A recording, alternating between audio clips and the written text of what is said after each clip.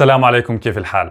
بهذا الفيديو إن شاء الله راح أحكي لكم عن 5 أشياء بتخليك تشعر بالضعف وكمان بتخلي الناس اللي حواليك تشوفك كإنسان ضعيف. وطبعا هذا الإشي ما بدنا إياه، خصوصا للأشخاص اللي بتتابعني عن طريق الفيديوهات اللي بتكلم فيها عن النرجسية والعلاقات السامة، لأنه من خلال النقاط اللي راح أذكرها بهذا الفيديو راح تلاحظ الأشخاص السامة نقاط ضعفك ومخاوفك، من خلالها راح تفوتك في علاقة وتستغلك أسوأ استغلال. عشان هيك حبيت أوعيكم لهذا الموضوع ونحاول نغير طريقة تفكيرنا ونخفف من النقاط اللي راح أذكرها بهذا الفيديو إلى أقصى حد لحد ما نلغيها. معكم خليل يوسف، دعمونا بلايك والاشتراك في القناة وخلينا نبلش. وأول إشي بخليك تشعر أنت بالضعف والناس تشوفك كإنسان ضعيف إنك تعيش دور الضحية، يعني تعيش دور ضحية لأحداث صارت معك بالسابق، سواء مثلا أنت تعرضت لسوء معاملة من قبل أهلك، يعني تعرضت للضرب وأنت وصغير، تعرضت مثلا للتنمر،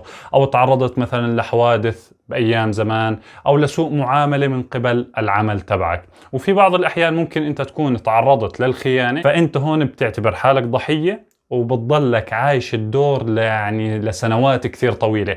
أنا ما بحكي إنه ما تتأثر بالموضوع، لا، بنحكي إنه عادي هذا الإشي اللي بصير معك، عادي إنك تتأثر فيه، عادي إنك مثلا يكون عندك مشاعر حزن تصير تحكي لفلان أو للأشخاص المقربة لإلك إنه صار معك 1 2 3. لكن الغلط إنه يستمر الموضوع عندك لسنة وسنتين و3، أو يضله ماشي كجزء من حياتك إنه أنت شخص ضعيف وعايش دور الضحية. ممكن انت للأسف ما تنتبه على حالك، لكن الناس اللي حواليك ممكن تصير تحكي عنك والله هذا الشاب مسكين او هاي الامرأة مثلا مسكينة، لكن في فئة من الناس بتستغل هذا الاشي وبتحاول تسحبك لعلاقة سامة. يعني فلنفرض فرضا انه في شخص معين قاعد بيحكي عن حاله انه تعرض لطفولة صعبة في حياته، وانه ابوه كان يضربه او امه كانت تضربه، مثل احد الاشخاص اللي تواصل معي وبلش يحكي لي عن حياته قديش هي سيئة، انه والله انا امي كانت تضربني وتعمل لي جاس لايتنج وكانت تقارني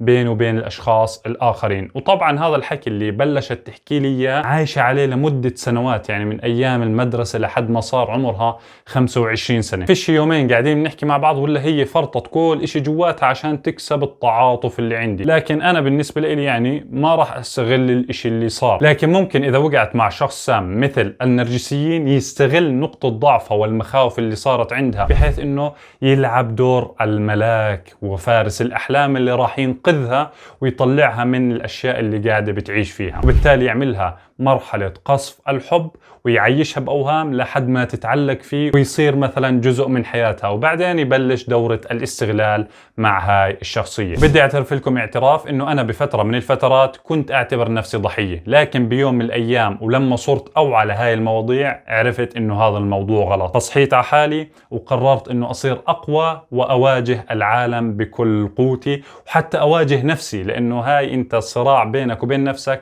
يعتبر من اقوى الاشياء اللي بصير بحياتك. ثاني شيء ببين انك ضعيف وبتخلي الناس كلها تلاحظ هذا الضعف، واللي هي انك تنشر صور وفيديوهات وحتى كمان كلام بدل على المشاكل اللي انت بتمر فيها، او حتى على الضعف اللي انت عايش فيه. يعني فلنفرض انه صارت بينك وبين اهلك مشكلة معينة، فانت بتروح سالخ لك صورة على الفيسبوك تمر بحالة صعبة، او انت تعرضت للخيانة فبتنزل صورتك وانت متدمر ولا تثق باحد وما الى اخره، وبعدين تصير تنزل يوميا عن هذا الموضوع لمدة سنة وسنتين و3. للأسف هذا الاشي راح يخلي الناس اللي حواليك اصلا تشوفك كإنسان ضعيف وتطلع عليك كنظرة شفقة، راح تسمع كمان للاشخاص السامة تلاقي نقاط ضعفك بكل سهولة. يعني فلنفرض انه انت كامرأة خلينا نحكي قاعدة بتنشري كل يوم أشياء بتدل على إنك مثلا بتفتقدي زوجك المتوفي، فلنفرض إنه هو مثلا متوفي الله يرحمه، أنت بهاي الحالة بتخلي الأشخاص السامة تحكي هي معناته بتشعر بالوحدة،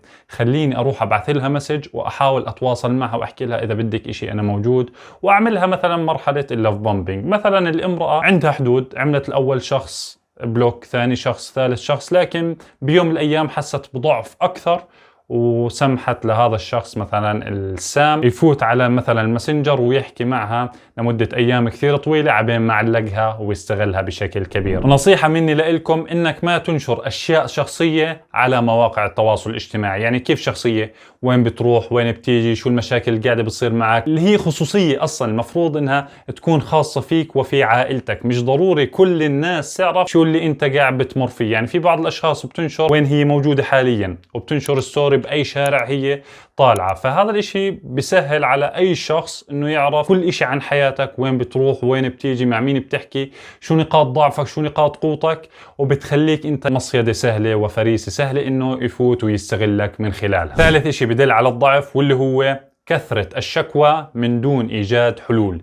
يعني في بعض الأشخاص دائما بتشكي عن وضعها المادي، بتشكي عن حالتها النفسية، بتشكي مثلا عن مشاكلها العائلية، لكن أنت لما تيجي تنصحها وتحكي لها اعمل 1 2 3 وأكيد راح تتحسن وراح توصل لنتيجة مرضية وتتخلص من المشاكل اللي عندك، لكن هو برفض هاي الشغلة وبكون يعني فاقد الأمل، بحكي لك لا لو بدها تزبط كان زبطت زمان وأنا مش قادر، وبحط لك حجج بحيث إنه ما يحل المشكلة اللي عنده. وهذا الاشي بدل بشكل كبير على انه الشخص اللي بيشكي كثير شخص ضعيف، فلازم هو يوقف الشكوى تبعته انه خلص وبدي اوقف على حالي واواجه العالم بكل قوتي وابطل اتشكون والاقي حلول للمشاكل اللي عندي وابطل احط حجج للاشياء اللي قاعد بواجهها. رابع اشي بخليك ضعيف وبفقدك كمان الثقة بالنفس وبدمر تقدير ذاتك، واللي هو المقارنة السلبية بينك وبين الاشخاص الاخرين. بتقارن حالك بينك وبين شخص ناجح وصل مثلا لملايين الدولارات او لملايين